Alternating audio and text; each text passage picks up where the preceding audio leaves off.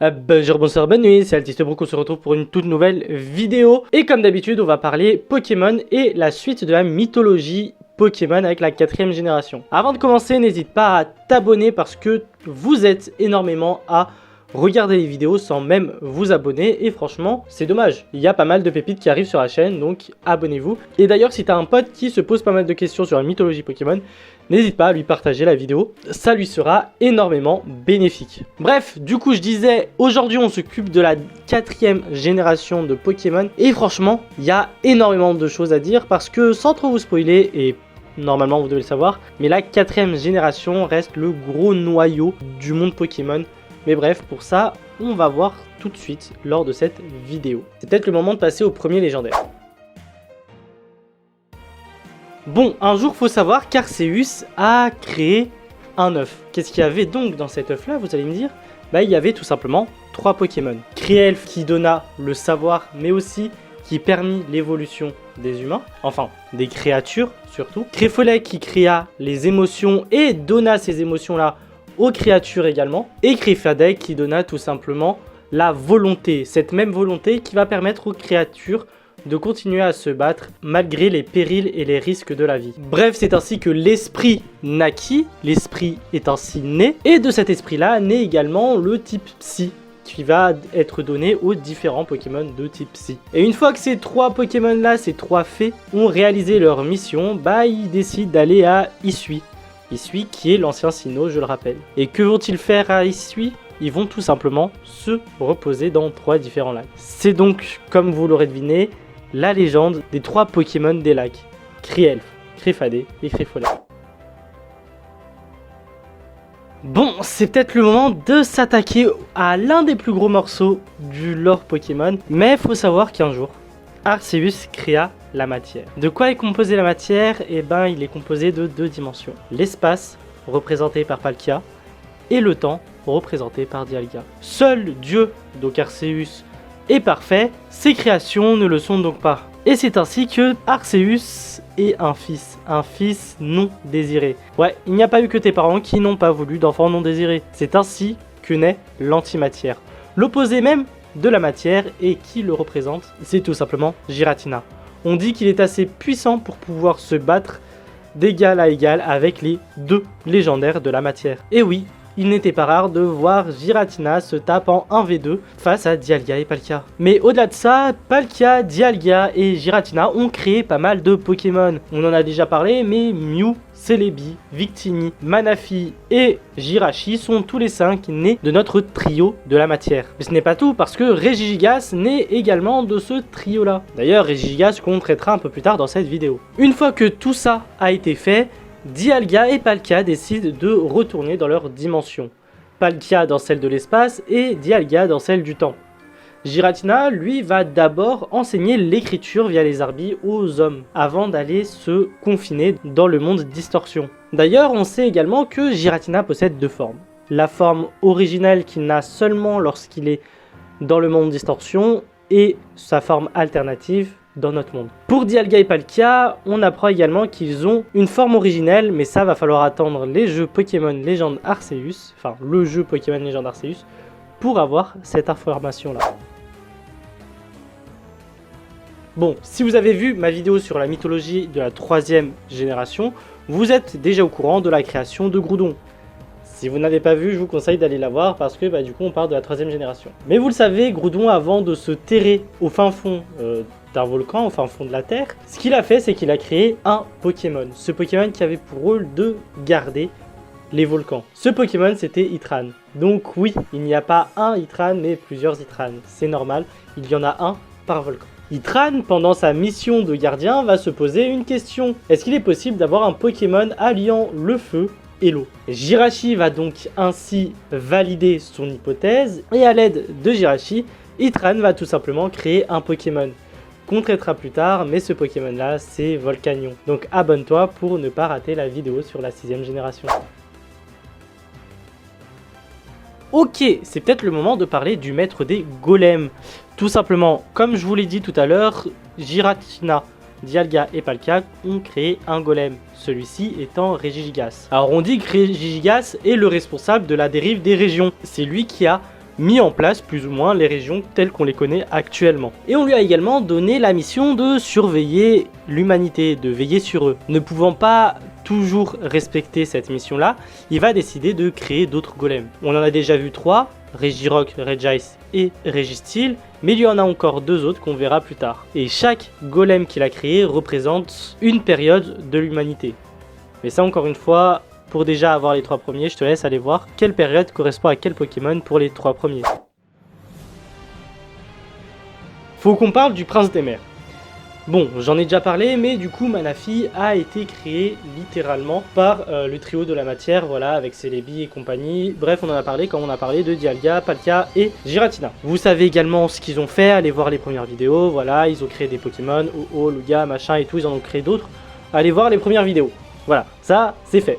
Mais du coup, qui est Manaphy? Bah comme je l'ai dit, Manaphy est considéré comme étant le prince des mers. D'ailleurs, c'est Manaphy qui donna la capacité de se métamorphoser en ce qu'ils veulent aux métamorphes. Et certains métamorphes voulaient tellement ressembler d'ailleurs à Manaphy que ils vont de manière perpétuelle et définitive se transformer en un Pokémon qui lui ressemble un maximum. Et du coup c'est comme ça qu'est né Phione. Eh oui, parce que quand on idolâtre quelqu'un, généralement on essaye de lui ressembler un maximum.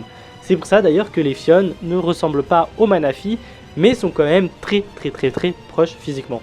D'ailleurs quand j'étais gamin je les confondais tout le temps, voilà. Et je crois que même maintenant je les confonds, quoique il y a une petite nuance de couleur qui fait que un peu moins. Bref, c'est pas le sujet, mais vous avez capté. Bon, je sais pas si vous le savez, mais normalement si, puisque j'en ai un peu parlé lors de la 2e génération. Il existe 2 Pokémon qui sont nés de l'ombre et de la lumière, de Lugia et de Ho-Oh. Ces 2 Pokémon là, ce sont tout simplement Darkrai et Cresselia. Chacun représente une partie du monde des rêves. L'un représentant tout simplement les rêves, Cresselia, et l'autre représentant tout simplement les cauchemars, Darkrai. Et oui, ces 2 Pokémon sont plus des symboles, le symbole représentant les songes, le monde des rêves, mais ça je trouve vachement cool, notamment Darkrai qui est le meilleur Pokémon fabuleux, et là-dessus il n'y a aucun débat possible. Voilà, et regardez son film, il est génial. L'ascension de Darkrai, voilà, c'est mon film préféré Pokémon, donc je vous le conseille, tout simplement. Rien à voir avec la vidéo, mais allez la voir. Un jour peut-être qu'on parlera des films Pokémon d'ailleurs, mais bon, c'est encore autre chose. Allez voir le film. Shaymin est un Pokémon assez mystique et qui représente également un symbole. Alors pourquoi? Faut savoir que déjà, Shaymin est considéré comme un purificateur d'air. Et oui, il serait capable d'absorber l'air pollué pour ensuite la purifier. Ce qui est vachement pratique, surtout par chez moi là. Grenoble c'est une cuve, donc c'est pas mal pollué. Ou les Parisiens d'ailleurs pour vous, avec votre ville pas ouf là. Oh, j'aime pas Paris. C'est pour ça que justement Shaymin est considéré comme étant le Pokémon de la pureté. C'est pas pour rien. D'ailleurs, s'il est en contact avec du pollen de Crassidé, il pourrait avoir une nouvelle forme. La forme céleste, enfin c'est même pas il pourra avoir cette forme là, qui est vachement stylée. Moi la forme céleste je l'aime beaucoup. Et quand je vous dis que c'est réellement un Pokémon qui représente un symbole, Shaymin représente également, en plus de la pureté, la gratitude. Et franchement c'est quelque chose de pas mal d'avoir une représentation de la gratitude, parce que les gens sont beaucoup plus ingrats que l'inverse. Soyez tous comme Shaymin, ayez énormément de gratitude envers les gens. C'est le moment de s'accrocher, c'est le moment d'être un peu plus sérieux, c'est le moment de vous parler du dieu des Pokémon. Et oui, comme toute chose, il y a un début. Alors que seul le vide et le néant n'existaient, un œuf apparut. Dans cet œuf-là, il y avait un Pokémon, Arceus. Le commencement, le début d'une grande histoire et d'une grande aventure, celui du monde des Pokémon. Pas le temps de chômer, directement après sa naissance, il va décider de créer l'univers. Et avec l'univers vient la matière, Palkia et Dialga.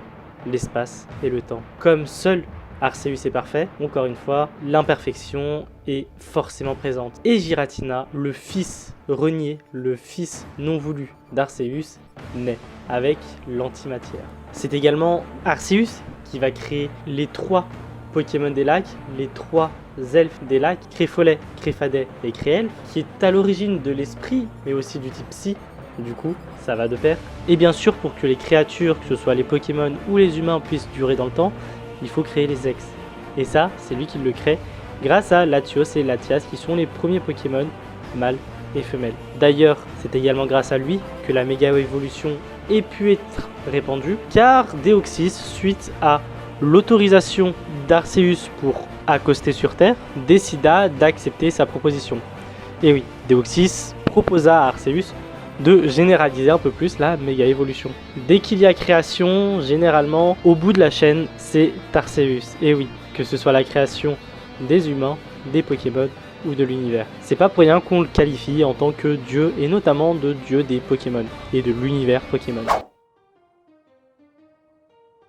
Bon, c'est ainsi que se termine cette vidéo sur la 4ème génération. Je vous l'ai dit, c'est un sacré morceau et surtout, ça reste la base du lore de Pokémon, de la mythologie Pokémon, parce que bah oui, création de l'univers, création de la matière, dieu des Pokémon, etc. L'antimatière, tout ça, ça reste la base du monde Pokémon et sans cette base-là, bah le monde Pokémon n'existerait pas. Il y a quand même quelques éléments importants avec notamment Regigigas, la dérive des continents, la création du type Psy et de l'esprit des créatures, des êtres vivants. Enfin bref, il y a pas mal d'éléments très importants dans cette génération. Il y a des éléments moins importants, hein, bien sûr, comme toute génération, Manaphy, Shaymin, etc. Même Darkrai et Cresselia, ce ne sont pas les éléments les plus importants de cette génération, mais ils sont quand même présents et il faut en parler parce que tout le monde ne connaît pas leur histoire, leur lore, leur mythologie. Bref, avant de se quitter, n'hésite pas à mettre en commentaire quel est ton légendaire préféré de la 4ème génération, voilà, ton jeu préféré aussi de la 4ème génération. Donc est-ce que c'est Légende Arceus? Enfin, c'est pas la 4ème génération, mais c'est lié à la 4ème génération. Platine, Diamant, Perle, les remakes 4G qui ne sont pas de la 4ème génération mais qui sont liés à la 4ème génération. Bref, tu me mets en commentaire lequel est ton préféré. N'hésite pas à partager cette vidéo à tous fans de Pokémon et surtout à ceux qui s'intéressent à la mythologie Pokémon. N'hésite pas à t'abonner pour rejoindre la Vongola Family et à activer la cloche de notification. Je te mets tous les liens disponibles pour l'intégralité de mes réseaux sociaux dans la bio. Donc voilà, t'as plus qu'à aller voir ce que je fais ailleurs. En tout cas, on se retrouve très bientôt. Bref, à plus les broquistes. Yo!